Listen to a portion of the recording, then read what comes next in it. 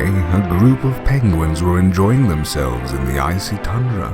The penguins like to swim and play and generally do whatever it is most penguins do. There was one particular penguin, however, who was different than the rest, and he also was the littlest penguin.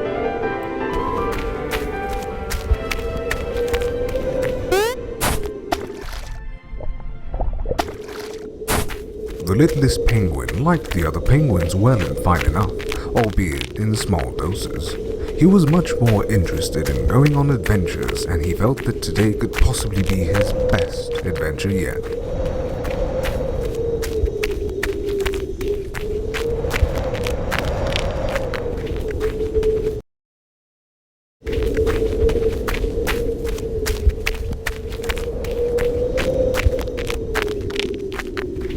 Just then, he discovered a very old, very sick penguin lying next on a large stone.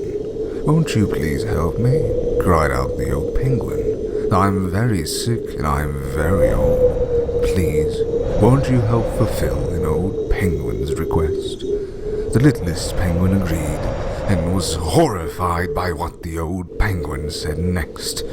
"Bash my head in with this stone. End my pain, littlest penguin." The littlest penguin did as he was told. Something began to stir inside the littlest penguin after that. Suddenly, a rush of emotions he had never known filled him, thrilled him like nothing had ever done before. "This feels like heaven!" cried out the littlest penguin, who set out freshly driven, giving new direction to his adventure. If killing just one penguin felt that good, he thought to himself, "I wonder how it would be if I killed 10 penguins." And off he went to test his theory.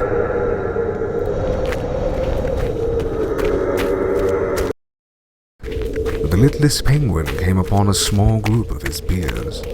"This will do," he thought to himself, picking up a club that had...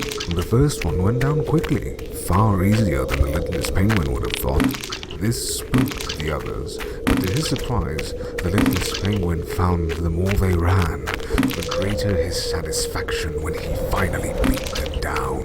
And beat them down he did, until the last of them were reduced to little more than a red stain in the snow.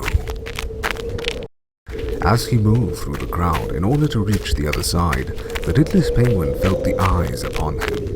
The other penguins began to grow weary of him, shifting their gaze as he walked by. "I do not like the way they stare at me," thought the littlest penguin. "I do not like it one bit. Perhaps, after I kill them all, I shall make a fine necklace of their eyes." This thought occupied the littlest penguin as the others wobbled nervously around him. "And perhaps a crown made from their beaks, so all can see and marvel at how beautiful I am."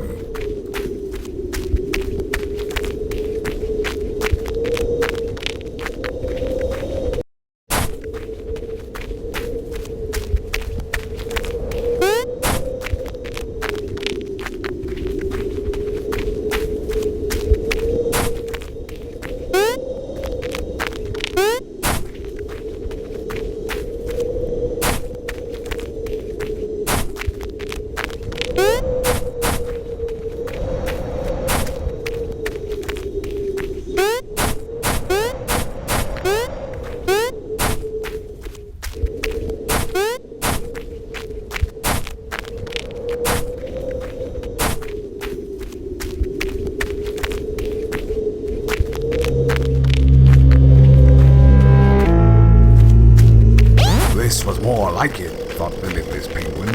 He could now return to the other penguins and make good on his plans, the thought of which triggered an excitement he could hardly contain.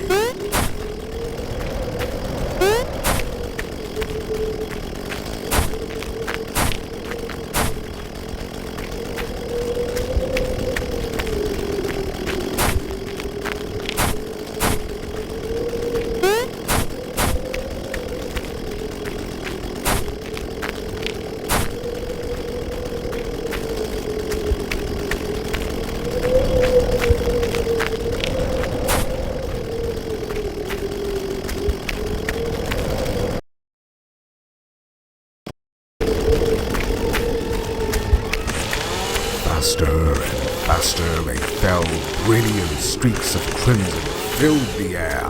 Again he would slash at them, and again they would cry out. Some attempted to vainly cram their entrails back inside. Others simply fell apart where they stood. The Littlest Penguin was thrilled. Oh, how he wished this moment could last forever.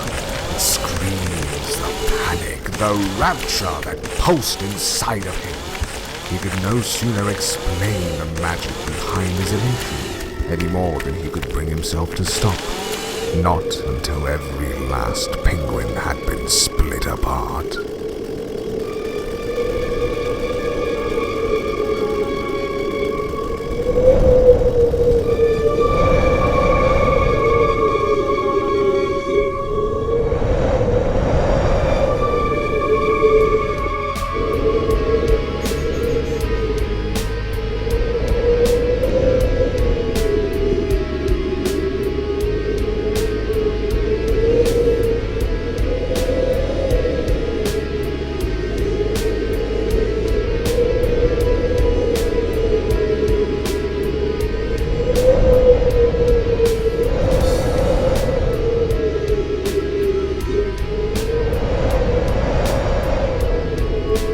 When the last of them had finally stopped twitching, and he no longer felt the eyes upon him, the Littlest Penguin stopped.